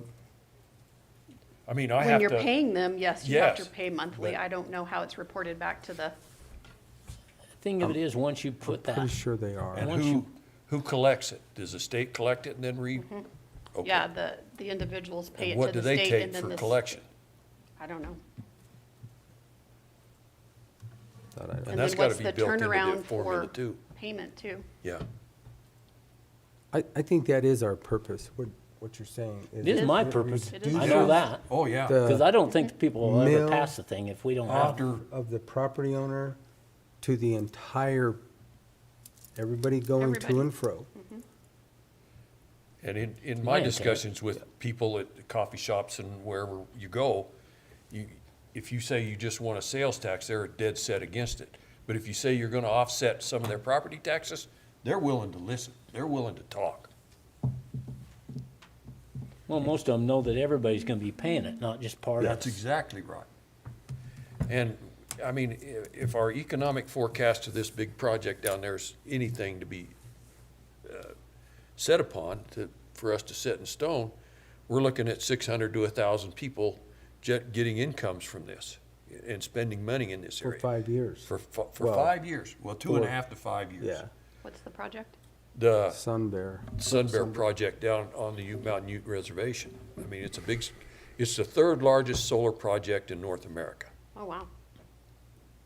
5,500 acres. And there are impacts that we have to mitigate. I mean, it's gonna, I mean, It will affect us. yes. So then really, as we're talking about both of them, the levies and the rates, I think our rate can't go above 1.5. I think I don't even think we went to 1.5. I think No. 1.4 was the max. I think so. That's all that we were, So the figures that we worked based upon what the hospital district had formulated, and this is just, again, estimates, because obviously we don't know, would be 1.2 estimated at 6.4 million, 6,469,244. At a 1.4 at 7,547,451.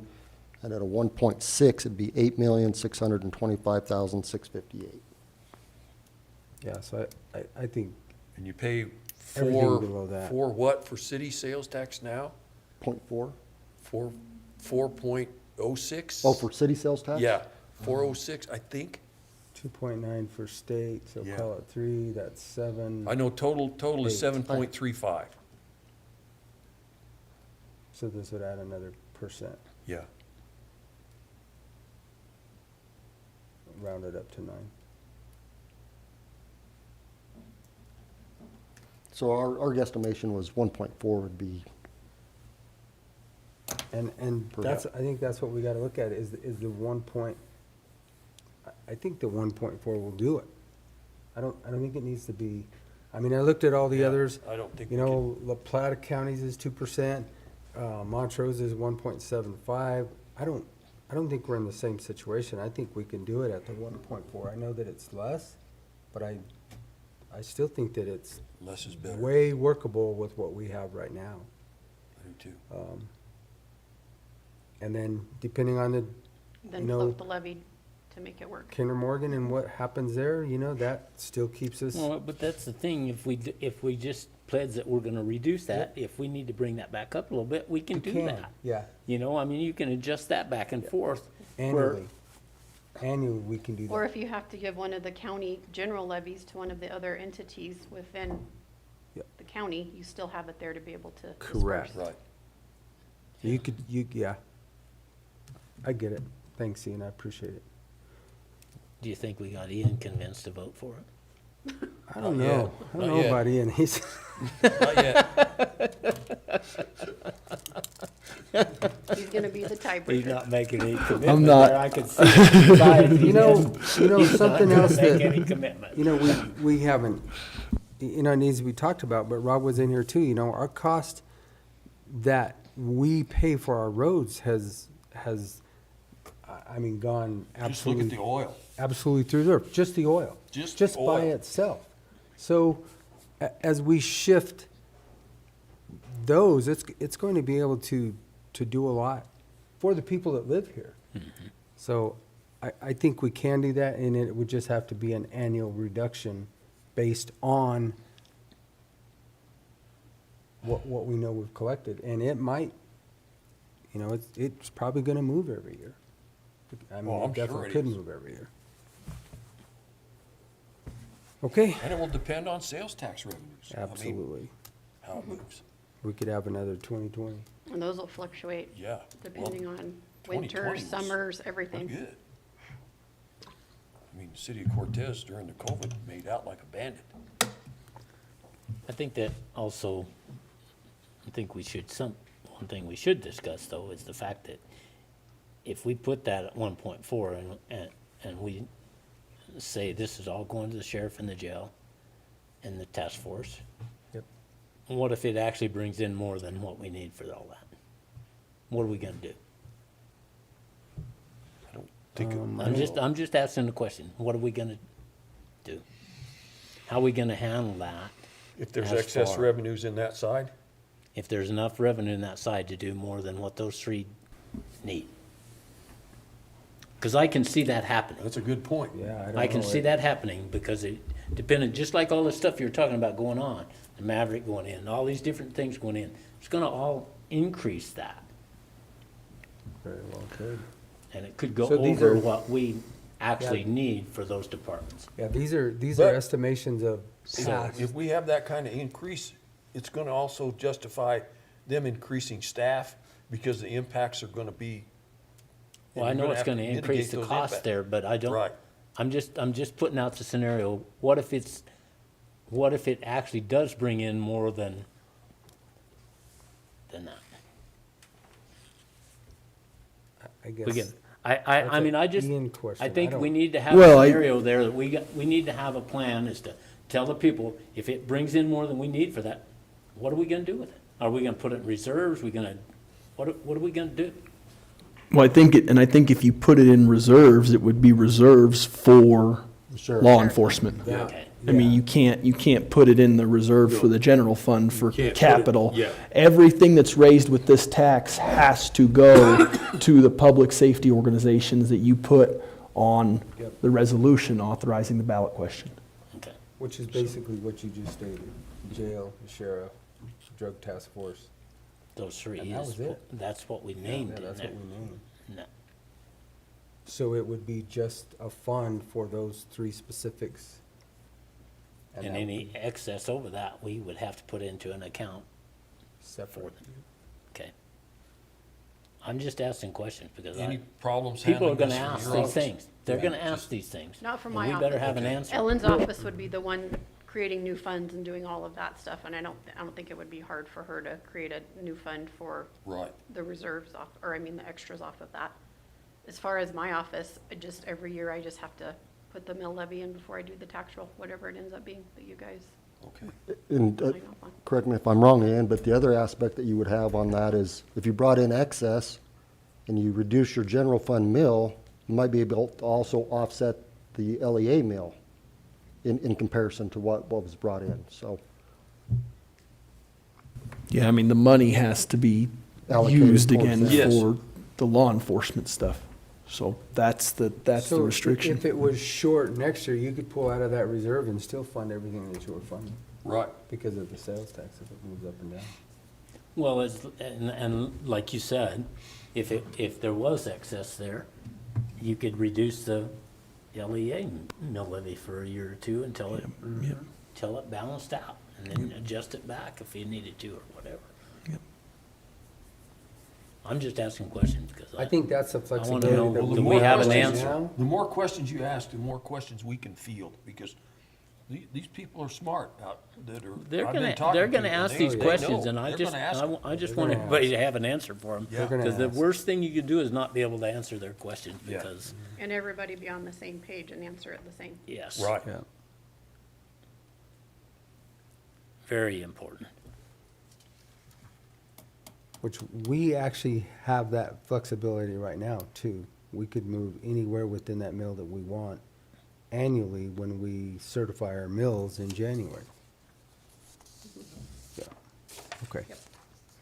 Just as long as it is just a temporary mill credit. yep. Yeah, it's just for 1 year because we have to certify them every year. Yeah. But we can pledge to reduce those mills for, Yep.